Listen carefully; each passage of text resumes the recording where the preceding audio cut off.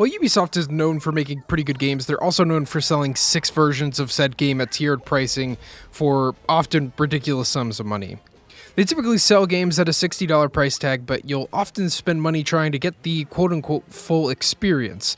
The CEO of Ubisoft wants a recurring player investment for each game that they put in, so they'll generally make them as long as possible, make them a little menial, and jam in a bunch of microtransactions and DLC packages to keep the player going. So while I've generally enjoyed Mario plus Rabbids, I haven't been so excited to see the Gold Edition and the Season Pass and yada yada from Ubisoft, and I didn't purchase it until yesterday. Thankfully, this is a game where I don't know if Nintendo had some influence over the DLC offerings for the title or what, but it seems to have moved away from the typical Ubisoft formula. And for that, I'm really thankful. Because after about 45 minutes of the DK DLC for Mario plus Rabbids, I'm honestly impressed. Priced at $15 or $20 if you want the rest of the Season Pass stuff that comes with some challenges and weapons that I haven't got into yet to ascertain their value.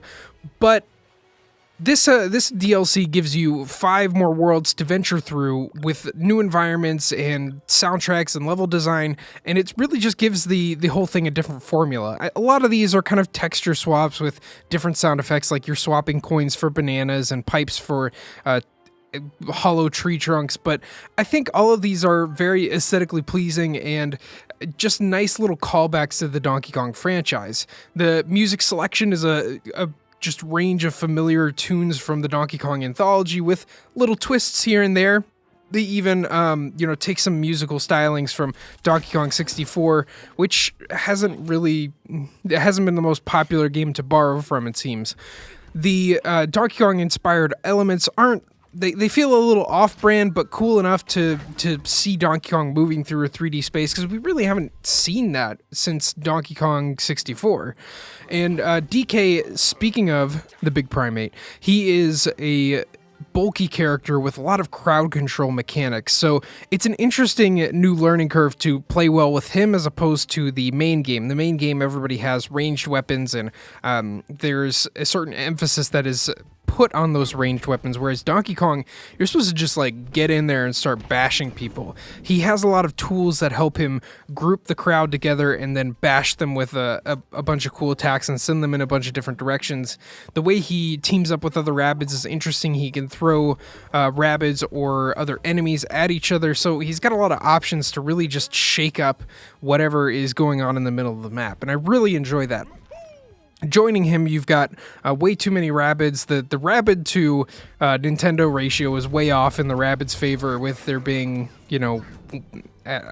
that's topic for another time. But I don't so much like how Donkey Kong is paired with Rabbid Peach and Rabbid Cranky. I wish they would have gone with, letting you use a second DK character, or, being a little more creative with the Rabbids than just this one looks like Cranky, this one looks like Peach. But that's my problem with the main experience, not necessarily this DLC. The gameplay itself, however, is really nice, and I think it still has some pacing issues. It still feels very slow and overbearing. There's some segments of watching your character use the stinky eye move or the hairy eye move, where they're triggering some sort of buff, and you have to watch that play out every single time, even though at this point you know exactly what it is. Some of those animations and little moments drag out way too long, which makes the game feel a little bit sluggish. But all that said, it's great. It's just not mind-blowingly good. There could be some tweaks made to boost the overall experience, but if you're looking for a little more Mario plus Rabbids, this definitely passes the smell test. And I think if you're looking for some other way to engage with the Donkey Kong brand, here's your chance, because who knows when they'll be making another Donkey Kong game. And will they ever make a Donkey Kong game where you interact with the world in tactics? No, probably not. Probably not. So this is your chance to play a Donkey Kong RPG. As much as I was wishing that Retro was making a Donkey Kong RPG where Donkey Kong wields a sword and goes on a quest to save a princess, that's a joke, maybe. This is the closest we'll get until then. So yeah, I'm really enjoying it. I would recommend it at this point, but I will give you some updated impressions. Again, I've played about 45 minutes of the title, and so I'll be back with a full, more proper review once I make my way through the story.